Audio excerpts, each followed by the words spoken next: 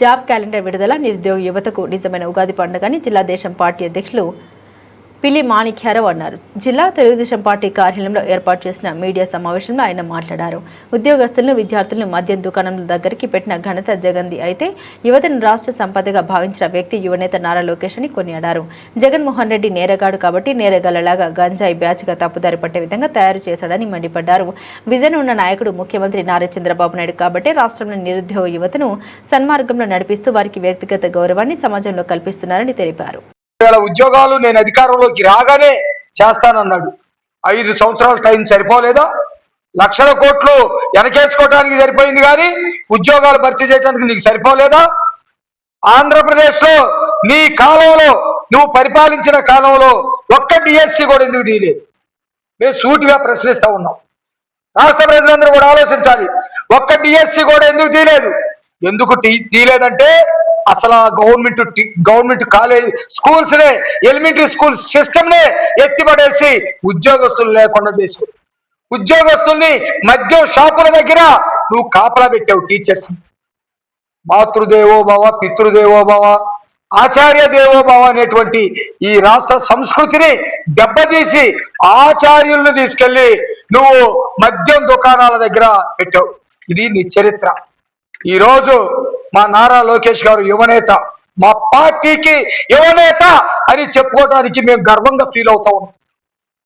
మా పార్టీ యువనేత విద్యావంతుడు, మా పార్టీ యువనేత సంస్కారవంతుడు, మా పార్టీ యువనేత ఈ రాష్ట్ర యువత పట్ల ఒక నిబద్ధత కలిగినటువంటి నాయకుడు.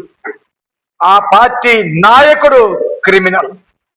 మా పార్టీ యువనేతకి యువత పట్ల ఈ రాష్ట్రంలో ఏ పార్టీలోనన్నా ఉన్నాయి, ఏ కులంలోనన్నా ఉన్నాయి, ఏ మతంలోనన్నా ఉన్నాయి, ఈ యువతంతా నా సంపద రాష్ట్ర సంపదని భావించే వ్యక్తి కాబట్టి వచ్చిన వెంటనే ఆ రోజు యువగలం పాదయాత్ర సందర్భంగా ఏదైతే 20 లక్షల ఉద్యోగాలు కల్పిస్తానని మాట్లాడాడో ఆ మాటకి కట్టుబడి దమ్మున్నారా మాట అనాలంటే 20 లక్షల ఉద్యోగాలు కల్పిస్తాననే మాట మాట్లాడాలంటే దమ్మున్నది.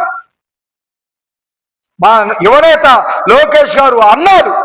అన్న మాట ప్రకారం ఈనాటికి 6,50,000 చిల్లర ఉద్యోగాలు ఈరోజు రకరకాల డిపార్ట్మెంట్లో కల్పించారు. అది నేను చెప్పాలంటే చెప్పగలుగుతాను. రకరకాల డిపార్ట్మెంట్లో కల్పించారు. దాదాపు ఎంఎస్ఎంఈల ద్వారా 2,48,906 ఉద్యోగాలు, స్కిల్ డెవలప్మెంట్ ద్వారా 1,46,627 ఉద్యోగాలు, పరిశ్రమ రంగంలో దాదాపు 1,00,000 ఉద్యోగాలు, ఫుడ్ ప్రాసెసింగ్ రంగంలో 64,035 ఉద్యోగాలు, ఐటీ అండ్ ఎలక్ట్రానిక్స్ రంగంలో 13,000, దాదాపు 13,866 ఉద్యోగాలు, పర్యాటక రంగంలో 5,000 చిల్లర ఉద్యోగాలు. దమ్ముందా ఏ వైసీపీ నాయకుడికైనా మేము ఉద్యోగాలు ఇప్పించాయని చెప్పుకునే దమ్ముందా?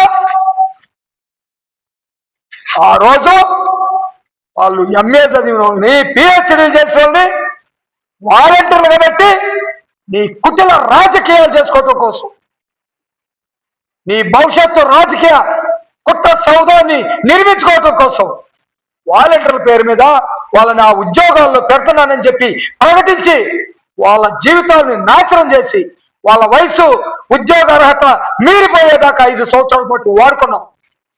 మేమిచ్చాం 6 లక్షల చిల్లర ఉద్యోగాలు మేమిచ్చాం. వీటిల్లో ప్రభుత్వ ఉద్యోగాలు కూడా 30,000 చిల్లర ఉద్యోగాలు ఇచ్చాం. 30,607 ప్రభుత్వ ఉద్యోగాలు ఇచ్చాం.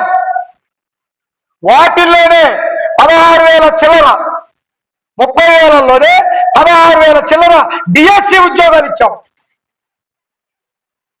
దాదాపు 6,000 చిల్లర హోమ్ డిపార్ట్మెంట్ లో కానిస్టేబుల్ ఉద్యోగాలు భర్తీ చేశాం. ఇది కదా నిబద్ధత అంటే, ఇది కదా యువత పట్ల, నిరుద్యోగుల పట్ల ప్రేమ అంటే, ఇది కదా ఈ రాష్ట్ర భవిష్యత్తుని తీర్చిదిద్దే పద్ధతి అంటే. అందుకనే ఈరోజు ఉగాది అంటే నిజమైనటువంటి ఉగాది. ఈ యువత భవిష్యత్తులు బాగుండటానికి జాబ్ క్యాలెండర్ నువ్వు ఎందుకు చేయలేకపోయావు?